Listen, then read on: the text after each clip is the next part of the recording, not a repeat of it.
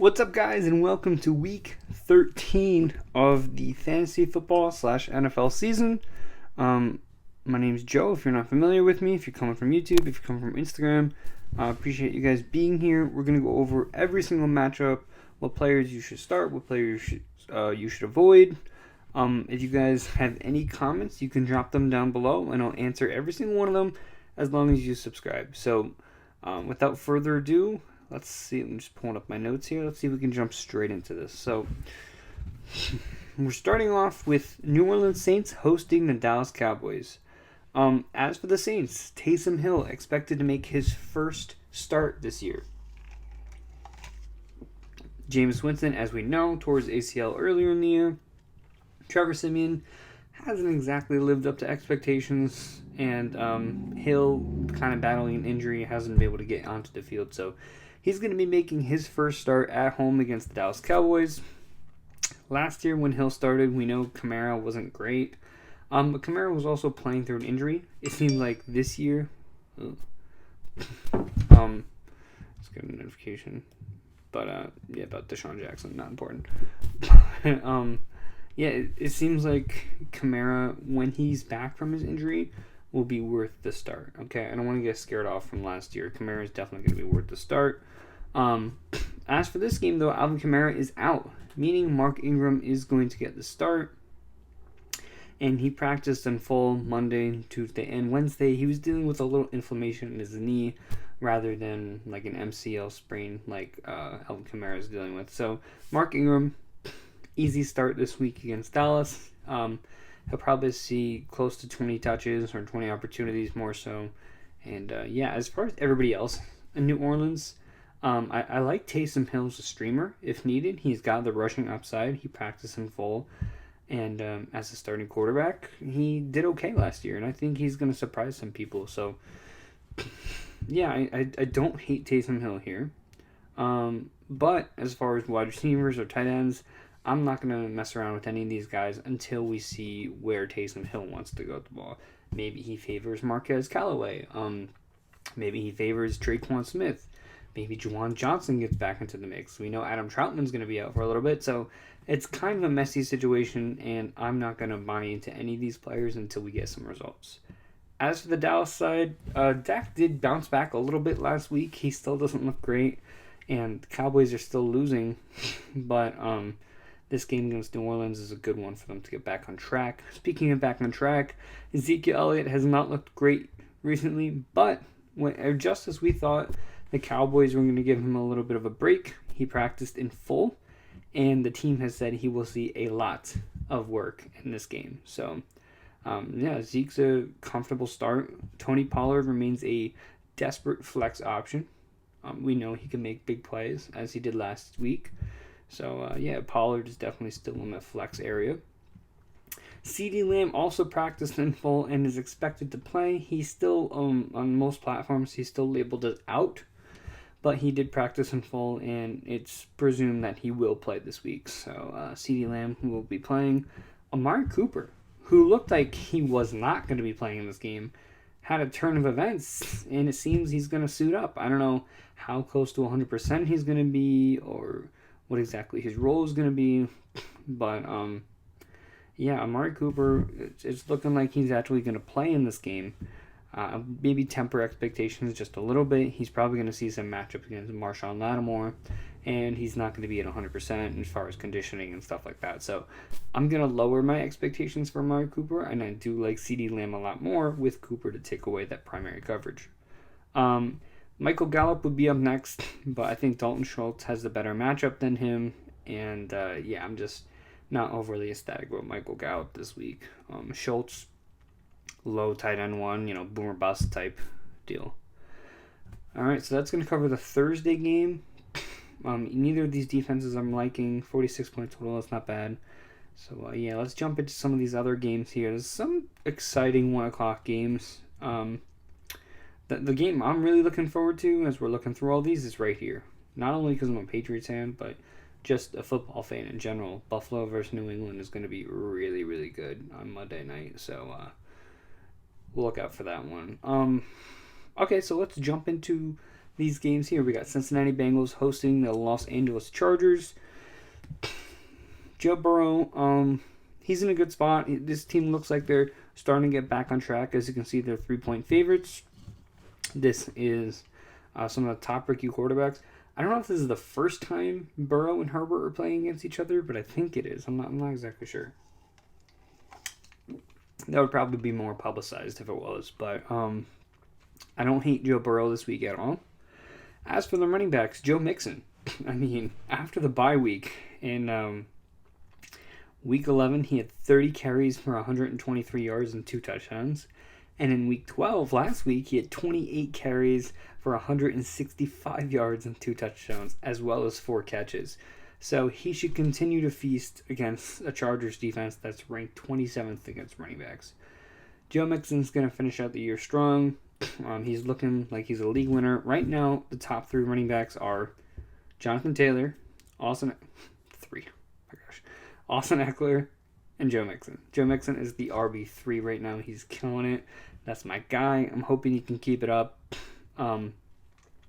Unfortunately, when there's such a heavy focus on the run game when it comes to Mixon getting 28 carries a game, it does take away from some opportunity from the pass catcher. So Jamar Chase, only 3 targets last week. T. Higgins had his week.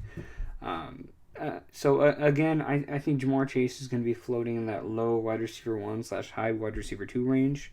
T. Higgins in that low wide receiver 2/flex range. And I think what's good here is that T. Higgins had his blow-up game. So now teams know, like, okay, we can't double cover Chase and leave Higgins open. This could lead to Chase seeing a lot more single coverage, and it doesn't take much volume, especially when he's given such great coverage to have big games. So Jamar Chase, it's going to get better. I'm predicting that it's going to get better down the line. And T. Higgins is definitely well worth a flex spot. Tyler Boyd, kind of hard to start. Like I said, the low volume, he's in the slot, so it's not as much room for explosive plays. He's more of a volume receiver, and he's just not going to get that volume. So Tyler Boyd, a desperate flex play, a weekly desperate flex play. Nothing about this matchup screams that C.J. Uzomah is going to do anything special, so I'm not even going to go into that territory. Justin Herbert has been struggling a little bit. He hasn't looked great. But who has looked great has been Austin Eckler and Keenan Allen. Austin Eckler, I mentioned, he's currently the RB2 in the entire league. Keenan Allen, since after the bye, he's had in every game 11 targets, 13 targets, 11 targets, 13 targets, and last week 10 targets. So he's a locked and loaded wide receiver 1. Mike Williams also trending in the right direction. Last 3 weeks, 6 targets, and 8 targets. If they're forced into more passing situations, Mike Williams might have a second half surge, but for the most part, he's still a boom or bust flex play. Jared Cook, if you're desperate for that tight end play as well. Next up here is the New York Jets hosting the Philadelphia Eagles. As for the running backs go, first of all, Zach Wilson, he had a win against the Texans, but he still doesn't look great. He's not performing well. Running back wise, Michael Carter is still on IR. Meeting this backfield is going to be mixed between Tevin Coleman, Ty Johnson, and Austin Walter, who made a little bit of a surprise appearance last week. Tevin Coleman also saw 19 opportunities last week in a positive game script, so it's looking like, right now at least, if you need a desperate streaming running back, Tevin Coleman's your guy. But again, this could change at any moment. Ty Johnson can come in and have a bigger role, so we don't exactly know. But right now it's looking like Tevin Coleman if you're really desperate. Now, despite a poor performance from Elijah Moore, he had a 33.3% target share, total of 8 targets. The second closest was Ryan Griffin, who had 4 targets. So Elijah Moore had twice as many targets as the next guy. He's looking like a locked and loaded wide receiver 2. Even if production wasn't there, I'm still going to be throwing him in my flex spot every single week. Corey Davis still not practicing. This is from Thursday. He's still not practicing. If he does play, he's likely going to be a flex play, but even then, I'm not too much of a fan of the matchup. So Yeah, as for the Eagles side, Jalen Hurts is questionable for this game. Gardner Minshew would be back and starting if he missed. He did practice limited on Wednesday. Nothing suggests that Hurts is going to miss it. He has ankle soreness, so it's not like he has like a low ankle sprain or anything like that. So it looks like Jalen Hurts is going to play. Miles Sanders got hurt again last week. He opened up this week with a limited practice, said he will play. Jordan Howard, as far as I know, did not practice Wednesday. I have not seen the update for today. Today being Thursday. So, yeah. Devonta Smith and Dallas Goedert, they remain low-end tight end 1 and low wide receiver 2 options. This offense is seemingly more run-heavy, and when you're playing against the Jets, it's probably going to be even more so run-heavy. So, yeah, I think I would probably downgrade those guys just a little bit. As for this next game here, we got Chicago Bears hosting the Arizona Cardinals. Justin Fields is expected back in this game. David Montgomery. And I'm not a huge fan of Justin Fields in this game. I don't think he's really someone you have to consider. For David Montgomery, the snaps have been there, right? In the last 3 weeks, he's had 85% of the offensive snaps, 95% and 84%. He's had 15, and 20 touches in those games. He's really just not producing. He's just not getting it done, which makes him a mid running back 2. Volume is there. Production is not. Likely a negative game script. So I'm going to likely avoid David Montgomery in this matchup if possible. And that's, again, if you're choosing between 2 or 3 guys. Like, someone I like more than David Montgomery this week is Jamante Williams. I think Jamante Williams is in for a fantastic week. Wide receiver-wise, Allen Robinson still not practicing, which means Darnell Mooney is definitely in play as well. Darnell Mooney, over his last 3 games, has 20 points per game. He's a big play waiting to happen. I feel like he's kind of what we wanted McCole Hardman to be. He's fast, and he makes the big plays. Darnell Mooney is going to be a force to reckon with. So he's looking like a decent start this week. Cole Kmet also coming off a career high 11 targets last week. So, against Arizona, also in a good spot to see some work. As for Arizona, Kyler and D-Hop are both practicing and are both hopeful to play this week. It sounds like both these guys are going to make their return after the bye, just in time to make that final push and secure the number 1 seed. If they're both playing, they're both starting. Chase Edmonds is aiming for a week 14 return. So it won't be this week, but it'll be next week. So we have 1 more week of James Conner RB1 season. And then it goes back to being a split. Who knows what that split looks like with James Conner back in the rotation. But, time will tell. That also being said, Christian Kirk goes back to being a desperate flex option. He no longer has the luxury of being a wide receiver 1. AJ Green kind of in a similar boat, as well as Rondale Moore. Zach Ertz, a borderline tight end 1 after coming off a huge game, so desperate option there. Not too much to go over on that one. Atlanta versus Tampa Bay. As for Atlanta, Matt Ryan will not be starting in any of my lineups. I hope he's not starting for you guys either. He just doesn't look good. He's just like the least trustworthy quarterback ever, at least in the recent years. He just can't get it done offensively. Running back wise, look, Cordero Patterson is just a weekly start no matter what. I'm pretty sure he had a big game against Tampa last time they played, and I think he's going to do it again. So I like Cordero Patterson. Wide receiver wise, Russell Gage has 11 plus points in 4 out of 5 of his last games, including 15 targets in his last 2 weeks. So Russell Gage is a, yet again, desperate flex option. Kyle Pitts, he hasn't had a single game with less than 5 targets, but the production just hasn't been there. I'm hoping it could be there this game. Maybe kind of been waiting for Kyle Pitts to blow up again. And if it doesn't happen, it doesn't happen. And ultimately, the talent is there, and we're going to have to keep riding it out. But, Kyle Pitts has got to start producing again at some point, right? As for Tampa Bay, uh, Lombardi Lenny, now coming off a 4-touchdown game. If you had Leonard Fournette last week, you probably won. If you were me and you had Leonard Fournette, you somehow still lost. But, coming off a 4-touchdown game, he played 80+% of the snaps. He saw 25 opportunities, including 8 targets.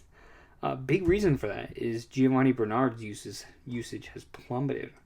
So Giovanni Bernard saw 1% of the snaps last week, and he has 5 total opportunities in the last 2 weeks. So Giovanni Bernard's usage is going way down, which is helping Leonard Fournette's usage go way up, and Ronald Jones is just not really seeing the field, sometimes on goal line work. Antonio Brown, you're going to have to wait a little bit longer. He's expected to miss at least 2 more weeks, so it'll be this week, next week. Maybe he'll be ready for the playoffs. We'll see. Which means, Mike Evans, Chris Godwin, both better news for those guys, hoping they can benefit from that. Atlanta's a pretty, cakewalk matchup for wide receivers. Other than, what's his name? Wow. It's kind of disrespectful. Can't remember his name.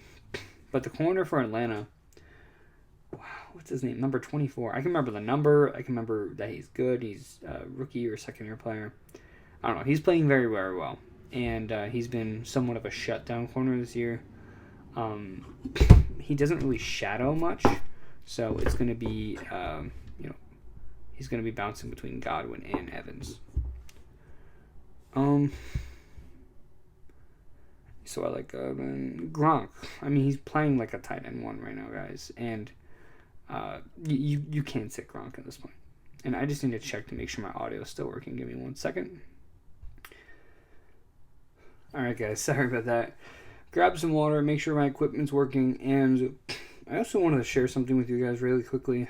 I learned recently that I have something called non-allergenic rhinitis, which basically means I have the symptoms of allergies all the time, and I'm not actually allergic to anything, which is kind of crappy, but so if you guys hear me constantly snorting or stuffed up,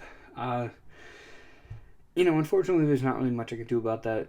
I try my best to contain it when I'm recording, but, sometimes it makes it hard to breathe and stuff like that. So I want to thank you guys for your patience on that. And, in case anybody was curious about why towards the end of my videos, I sound like I'm choking on air or whatever. But, so just a quick share and, let's get back into this. So we just finished talking about Atlanta and Tampa Bay. Now we're going to talk about Houston and Indianapolis. So, as for Houston, Tyrod Taylor not coming off a fantastic game. He's been a little bit of a letdown, but it's still the Texans, so how much of a letdown can he really be? David Johnson, currently dealing with an illness, and I don't want to overanalyze the Texans' offense by any means, because at the end of the day, it's still the Texans' offense, but yeah, I mean, look, the Houston Texans, Rex Burkhead might be in for a huge workload. If David Johnson is out, he would be a pure, desperate volume play at that point. And I still don't even know if at that point I really want to buy in. So I'm going to be avoiding every one of the Texans. Oddly enough, Brandon Cooks also picked up that at least a similar illness that David Johnson had. Non-participant on Wednesday, and even so, Brandon Cooks had 3 and 5 targets coming out of the bye in each of those games, after having 13 targets the week before. So Brandon Cooks, I'm sounding the alarm a little bit. If he didn't get that touchdown last week, he probably wouldn't have done much at all. So we're gonna have to see how this offense unfolds. They're starting to spread the ball a little bit more.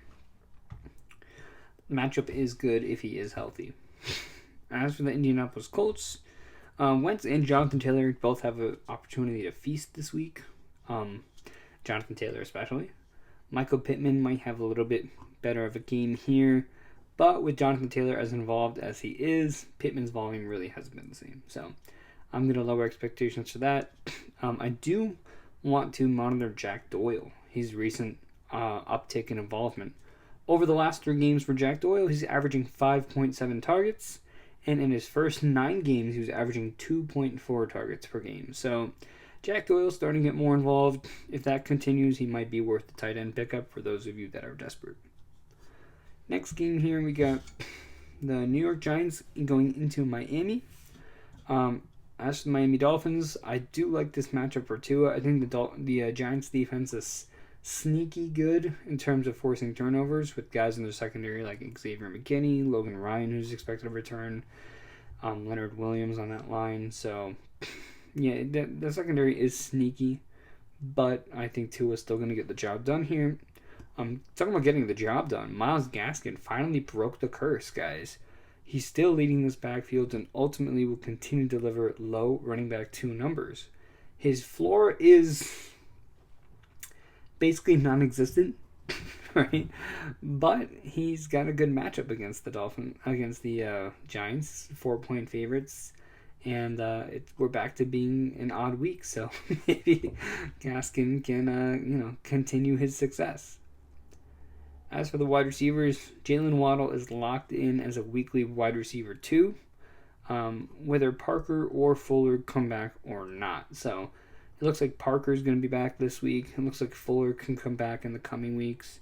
It might lower Waddle's ceiling a little bit, but he's still, way over getting it done. So I'm not worried about Waddle. He's actually been better than Chase over the last 5 or 6 weeks as a whole. Gesicki having his usual struggles. Durham Smythe seeing like the same amount of targets as him. He'll have better games, but tight end position, what can you really ask for? As for the Giants, Daniel Jones dealing with a neck injury, and he quote unquote has a chance to play. It seems like he's going to suit up this weekend. Saquon, good news for him. He led all running backs with 87% of snaps last week, and he saw 18 opportunities, which is the most he's seen since week 4. Wide receiver-wise, Tony and Shepard not practicing Wednesday. I believe they both, or at least Shepard, got in somewhat of a limited practice on Thursday. He was working off to the side with trainers. We're going to have to continue monitoring this. I would expect Shepard back this week. I think Tony's going to miss at least one more week. And, I'm not interested in Evan Ingram. Sorry. Ooh. Detroit Lions hosting the Minnesota Vikings. Oh, how fun this game will be.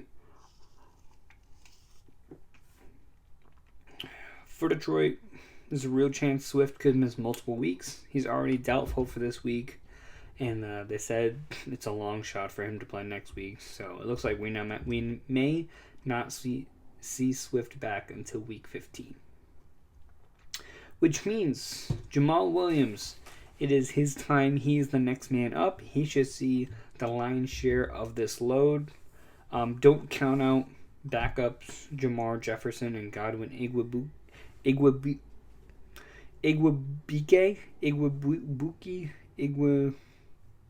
You guys probably know who I'm talking about. Igwebuike.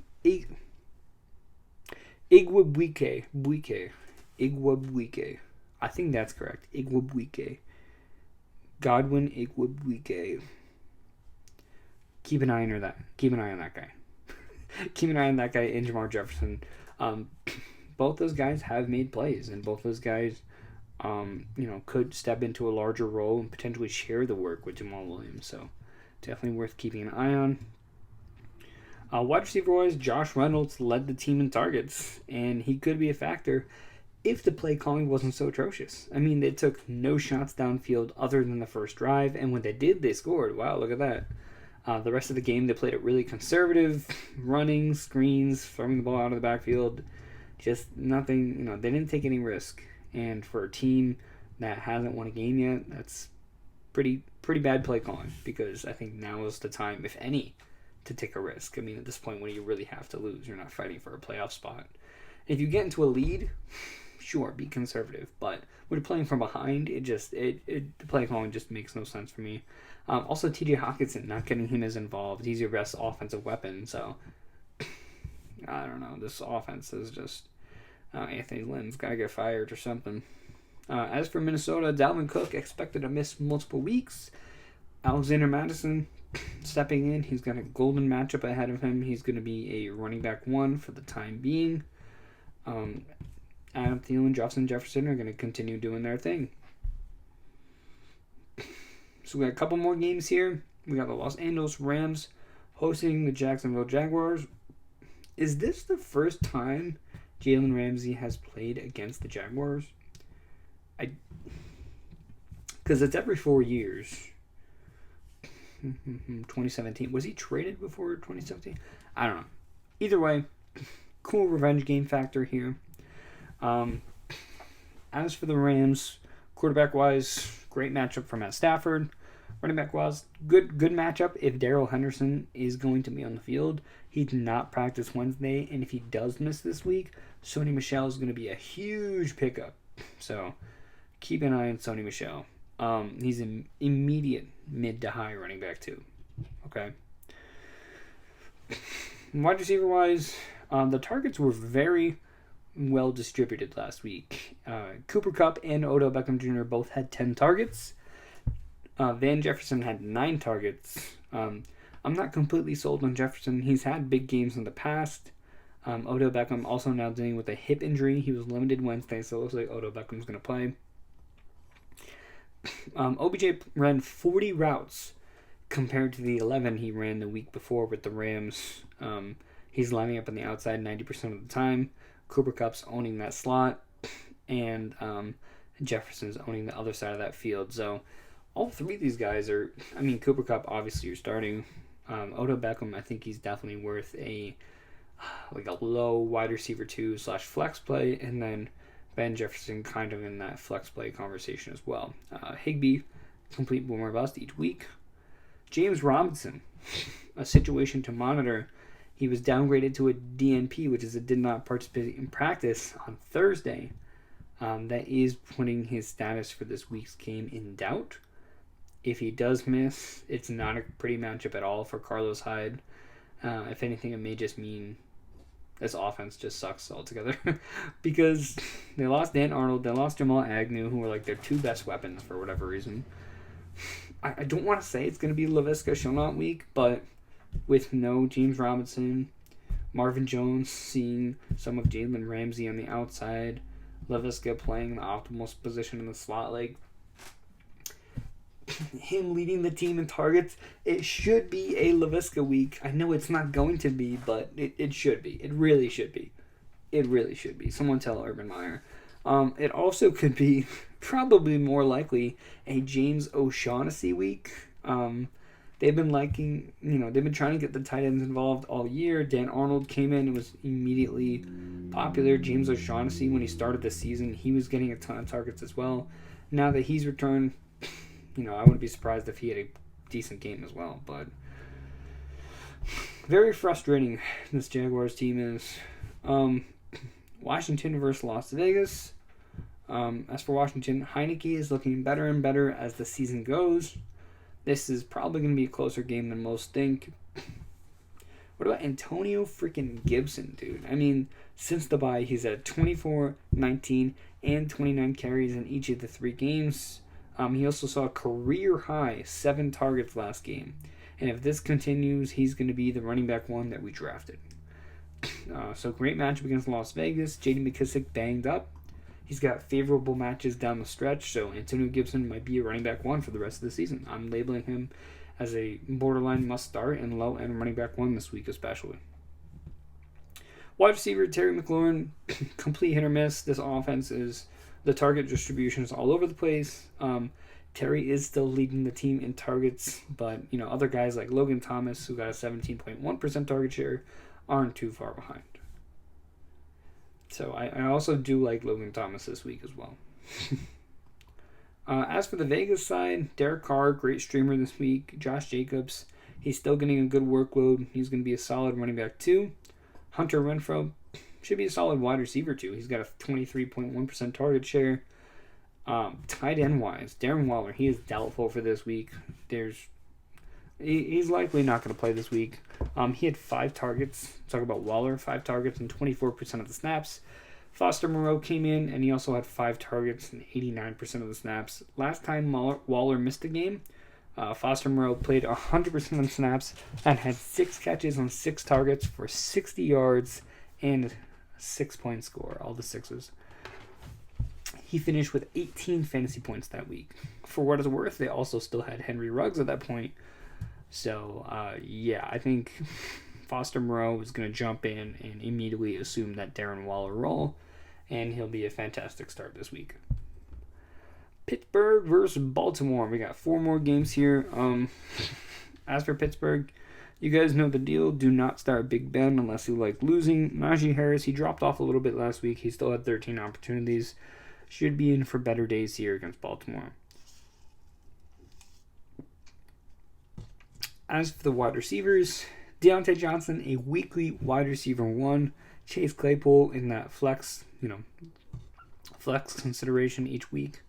The guy I really want to talk about this week is Pat Freermuth. In his last six games, he's at 13.3 points per game. He's in concussion protocol, but he is on track to play as of right now. So, Pat Freermuth, as long as he's on the field, he's going to be a weekly start at tight end. What about Lamar Jackson? I mean, he's been awful these last 3 games. 7 interceptions in the last 3 games. Hopefully he can turn it around against the Steelers defense that got torched on the ground from Joe Mixon, who ran 160 yards. Maybe that's really what Lamar needs. Maybe he needs to, run the ball out and show off some of that swagger. So he could probably do that pretty easily against this Pittsburgh defense.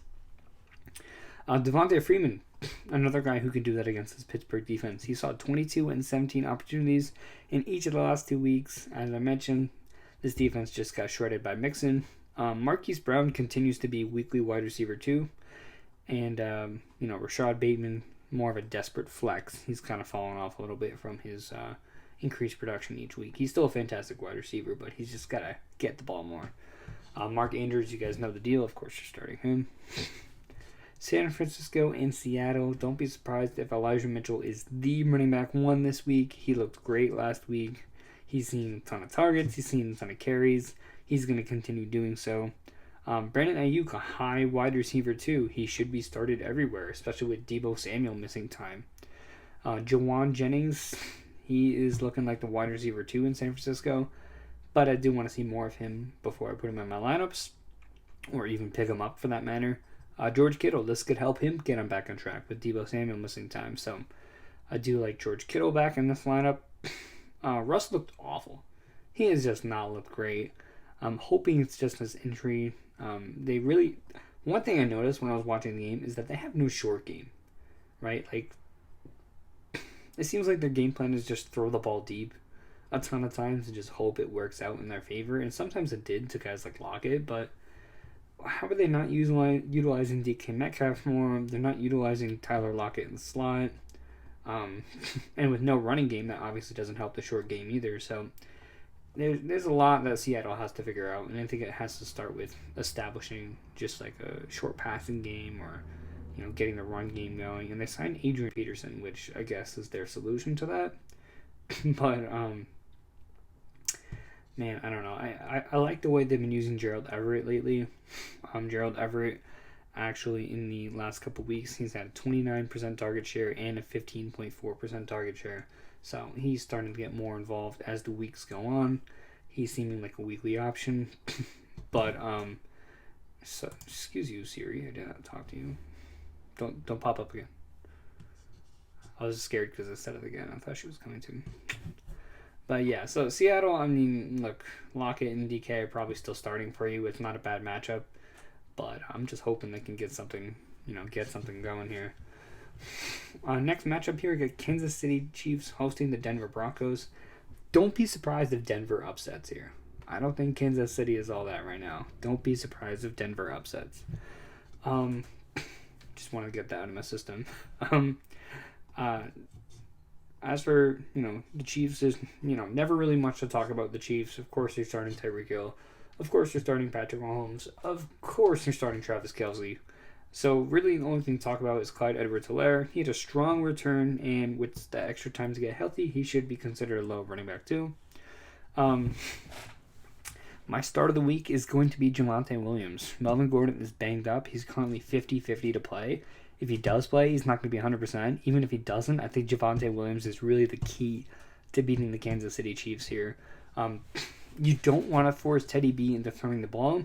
What you do want to do is run the ball with Melvin Gordon, run the ball with Javonte Williams, control the clock, and keep Patrick Mahomes off the field. as long as you can. That's the key to winning this game. You have to keep Mahomes off the field. The best way to do that is to exploit Jamante Williams. So if Melvin Gordon's playing, I'm still starting Javonte Williams. If Melvin Gordon isn't playing, Jamante Williams is going to be like the running back one this week. So I'm a huge fan of Javonte Williams. Yeah, so outside of that, no fan, low tight end one. Wide receiver wise, Cortland Sutton not getting it done. Jerry Jeudy, again, not getting it done. If I had to pick one, it'd probably be Jeudy, but I'm not really excited about either of these guys, to be honest. So, yeah, just don't be surprised if Denver upsets this week. 9.5, I'll take that. I'll take that all day. Buffalo at home hosting the New England Patriots. Patriots, I believe, won like 5 in a row at this point. Let's talk about the Patriots first. I mean, this running back room is still unclear. Ramondre Stevenson is still involved. Damian Harris not as involved as we would like. He's still getting, the majority of the work, but this is a committee. Brandon Bolden also getting in some work as a pass catcher. As for wide receivers, Jacoby has a tough matchup in the slot. I've mentioned this time and time again. Teron Johnson in that nickel corner has been pretty good this year. And I think that's going to lead Kendrick Bourne to having a good game. I think it's also going to lead to a maybe, I wouldn't be surprised if Hunter Henry scored. Although Buffalo is really good against safeties too. So, against tight ends. So, we'll see in that aspect. But I do like Kendrick Bourne. That's like a desperate option. As for the Bills, I'm going to downgrade Josh Allen just because the Patriots defense is no joke. I don't even know what to make of these running backs. I guess Devin Singletary is their guy now. Zach Moss has been inactive.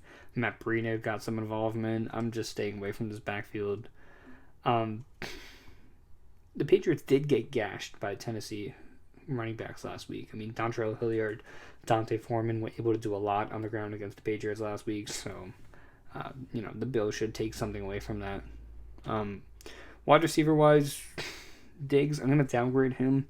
Patriots like to take away your best weapon. There's a lot of weapons to take away in Buffalo, but the best one would probably be Stephon Diggs. I think J.C. Jackson and some safety help are going to lock him down, which is going to force guys like Dawson Knox, Emmanuel Sanders, and Cole Beasley to get a little bit of an uptick. So, all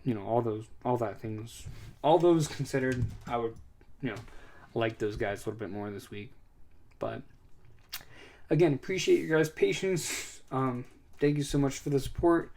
And I'll see you next week for week 14. We got 2 more weeks before the fantasy playoffs start. So we'll see you then. Bye.